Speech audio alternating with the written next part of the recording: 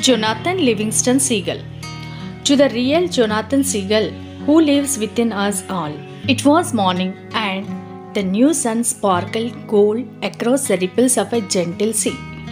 A mile from shore, a fishing boat churned the water, and the word for the breakfast flock flashed through the air, till a crowd of 1,000 seagulls came to dodge and fight for bits of food. It was another busy day beginning. But way off alone, out by himself beyond boat and shore, Jonathan Livingston Seagull was practicing.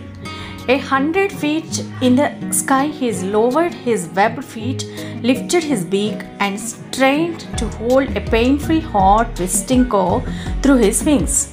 The curve meant that he would fly slowly, and now he slowed until the wind was a whisper in his face, until the ocean stood still beneath him.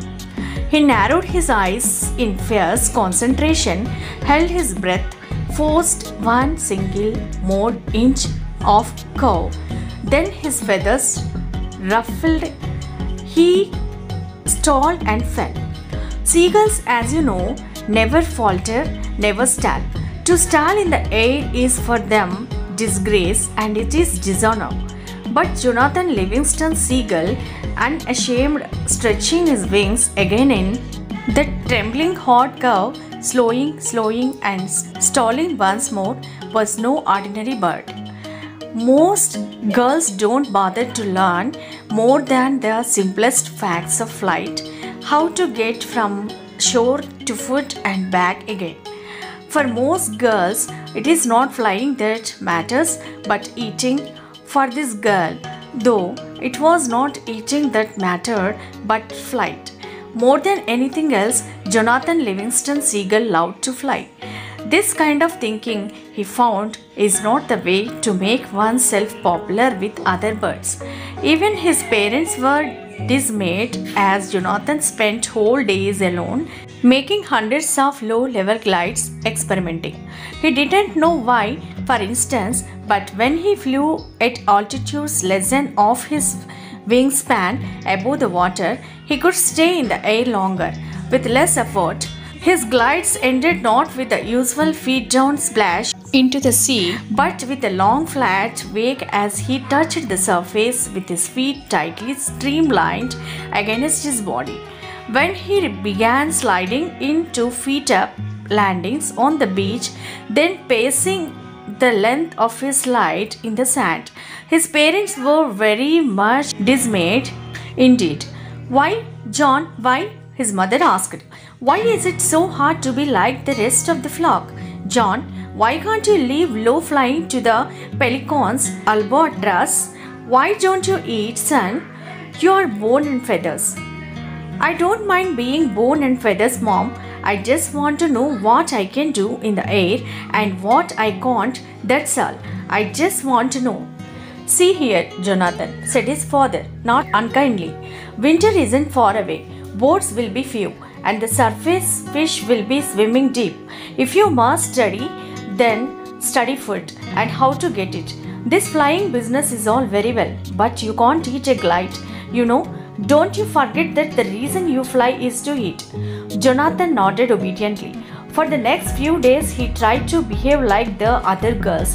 He really tried, screeching and fighting with the flock around the piers and fishing boats, diving on scraps of fish and bread. But they couldn't make it work. "It's all so pointless," he thought, deliberately dropping a hard-won anchovy to a hungry old girl chasing him. "I could be spending all this time learning to fly. There's so much to learn." It wasn't long before Jonathan Gull was off by himself again, far out of sea, hungry, happy, learning. The subject was speed, and in a week's practice he learned more about speed than the fastest girl alive. From 1,000 feet, flapping his wings as hard as he could, he pushed over a blazing steep dive towards the waves and learned why seagulls don't make blazing steep power dives.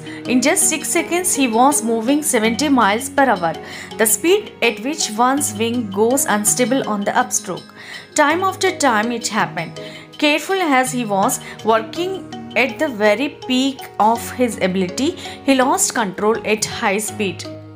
Climbed to 1,000 feet, full power straight ahead first, then push over flapping to a vertical dive. Then every time his left wing stalled on an upstroke, he had rolled violently left, stall his right wing recovering, and flick like fire into a wild tumbling spin to the right. He couldn't be careful enough on that upstroke. 10 times he tried, and all 10 times, as he passed through 70 miles per hour, he burst into a churning mass of feathers out of control, crashing down into the water. The key, he thought at last, dripping wet, must be a hold the wings still at high speeds, to flap up to 50 and then hold the wings still. From 2,000 feet he tried again, rolling into his dive, beak straight down, wings full out and stable from the moment he passed 50 miles per hour. It took tremendous strength, but it worked. In 10 seconds he had blurred through 90 miles per hour.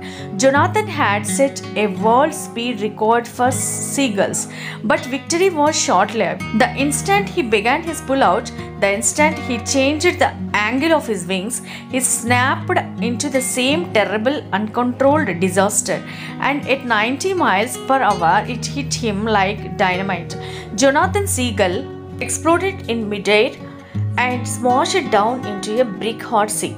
When he came to, it was well after dark, and he floated in moonlight on the surface of the ocean. His wings were ragged bars of lead, but the weight of failure was even heavier on his back.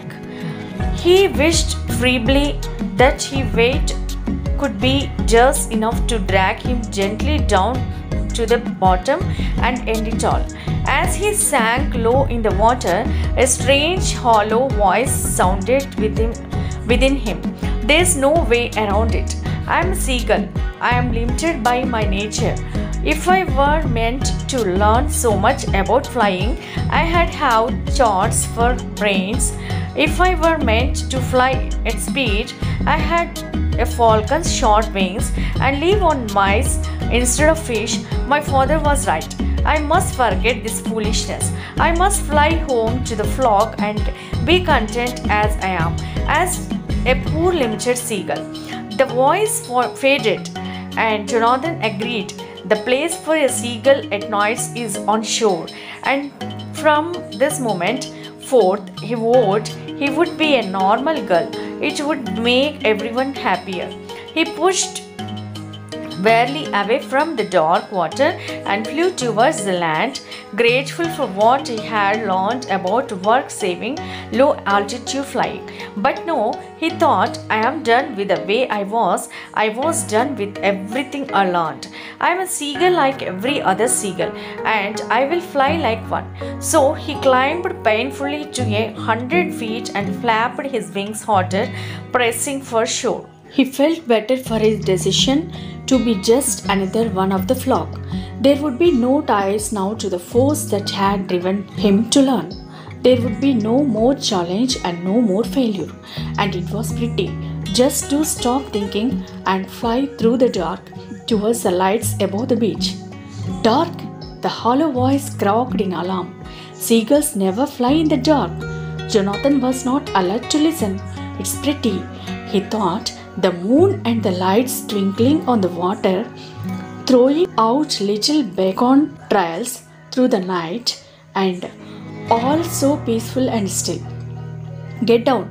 Seagulls never fly in the dark. If you were meant to fly in the dark, you had have the eyes of an owl. You had have charts for brains. You had have a falcon's short wings. There in the night, 100 feet in the air, Jonathan Livingston Seagull blinked. His pain, his resolutions vanished. Short wings, a falcon's short wings. That's the answer. What a fool I have been. All I need is a tiny little wing. All I need is to fold most of my wings and fly on just the tips alone. Short wings. He climbed 2,000 feet above the Black Sea, and without a moment for thought of failure and death, he brought his 4 wings tightly into his body. left only the narrow swept daggers of his wingtips extended into the wind and fell into a vertical dive. The wind was a monster roar at his head, 70 miles per hour, 90, 120 and faster still. The wing strain, now at 140 miles per hour, wasn't nearly as hard as it had been before a 70, and with the faintest twist of his wingtips, he eased out of the dive and shot above the waves, a grey cannonball under the moon. He closed his eyes to slits against the wind and rejoiced. 140 miles per hour and under control. If I dive from 5,000 feet instead of 2,000, I wonder how fast. His woes of a moment before were forgotten, swept away in that great swift wind. Yet he felt guiltless, breaking the promises he had made himself. Such promises are only for the girls that accept the ordinary. One who has touched excellence to his learning has no need of that kind of promise. By sunup, Jonathan Girl was practicing again. From 5,000 feet, the fishing boats were specks in the flat blue water. Breakfast flock was a faint cloud of dust motes circling. He was alive, trembling ever so slightly with delight, proud that his fear was under control. Then, without ceremony, he hugged in his forewings, extended his short, angled wingtips, and plunged directly towards the sea. By the time he past 4,000 feet, he had reached terminal velocity. The wind was a solid beating wall of sound against which he could move no faster. He was flying now straight down at 214 miles per hour. He swallowed, knowing that if his wings unfolded at that speed, he had been blown into a million tiny shreds of seagull.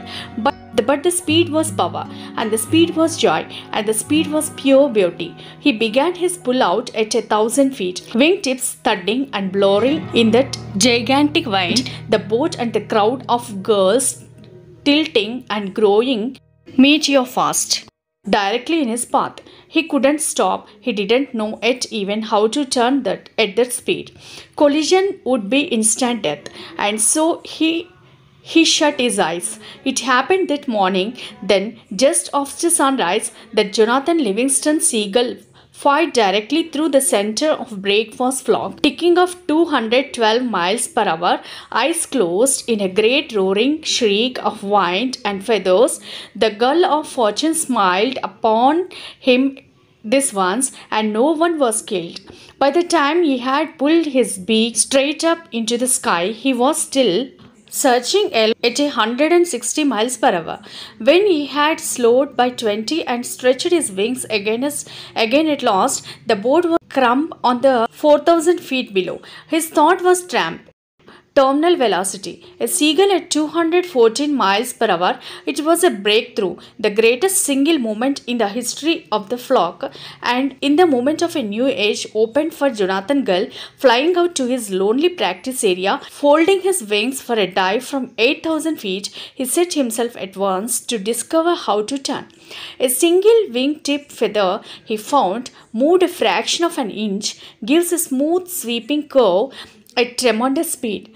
Before he learned this, however, he found that moving more than one feather at that speed will spin you like a riffle ball, and Jonathan had flown the first aerobatics of any seagull on earth. He spared no time that day for talk with other girls, but flew on past sunset. He discovered the loop, the slow roll, the point roll, the inverted spin, the gull blunt, the pinwheel. When Jonathan Seagull joined the flock on the beach, it was full night. He was dizzy and terribly tired, yet in delight he flew a loop to landing with a snap roll just before touchdown. When they hear of it, he thought of the breakthrough. They will be wild with joy. How much more there is now to living! Instead of our drab slogging forth and back to the finishing boards, there's a reason to life. We can lift ourselves out of ignorance. We can find ourselves a creatures of excellence and intelligence and skill. We can be free. We can learn to fly.